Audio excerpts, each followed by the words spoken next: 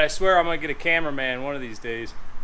So here we have our 35 spline outers. Just to wrap up what the parts are.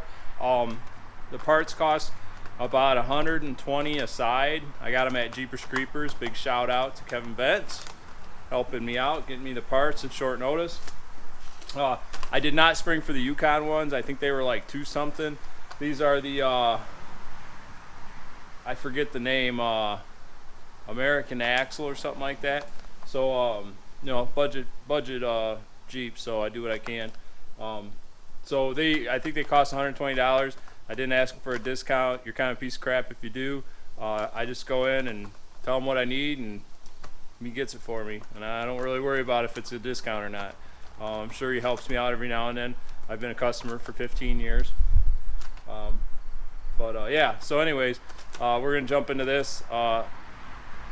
Hopefully it goes pretty easily, and then we'll do the U-joint change out and put everything back together, I hope. We'll see. Hopefully I'm not buying inners. So if you know anything about Dana 60s, or if you don't know anything about a Dana 60 front axles, so basically the wheels have to come off. I have the stage 8 nuts on there, so I don't have. I just do all that stage 8 stuff instead of the original stuff with the little pin that sticks out. I always had problems with it. So take off the stage 8 stuff. The caliper has to come off. Then the whole spindle, you know, rotor and everything comes off. And then I should be able to slide my broken axle shafts out, take the broken part off of them. Hopefully the inners are good. Hopefully the seals are good. I'm gonna try to get in there and look. I just put them in, but that shaft was flopping around inside of there. So hopefully everything looks good. Hopefully I can see it, and hopefully you know, it doesn't look damaged. And then swap everything and put on my new 35 spline outers.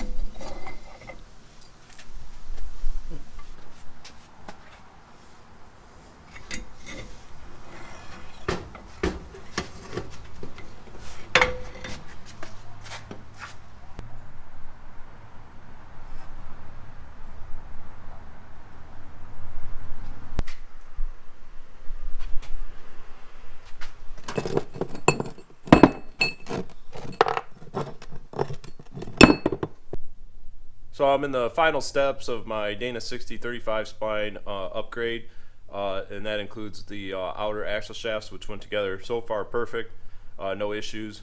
So the last piece of the puzzle is this handy dandy looking drive flanges from Yukon. Picked them up at Jeepers Creepers in Wyandotte. So I'm gonna go ahead and put these on today, and we'll see how it goes. Hopefully it's real easy, real simple. It looks easy, so we'll see how it goes. So like pretty much everything in the aftermarket world, it doesn't come with instructions, so I'm gonna grease it up real good, slide it in there, and go from there. The only reason I'm greasing this up, because there's really no moving parts, is because everything will rust terrible inside of here if you don't grease it. So really just grease it up to keep the water from getting to it.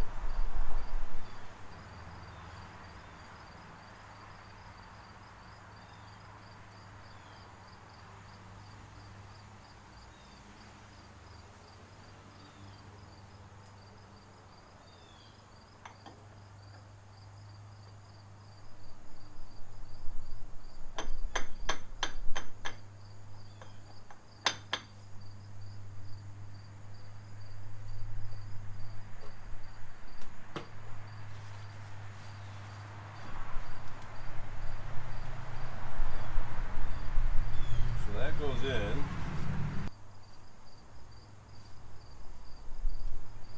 I hate this style.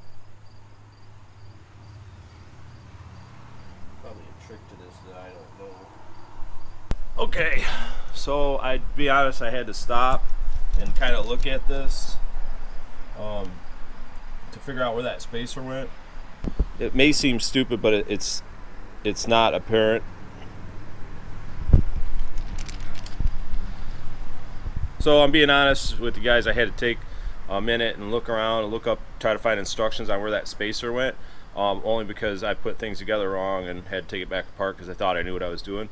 So I'm going to show you kind of what I came up with. So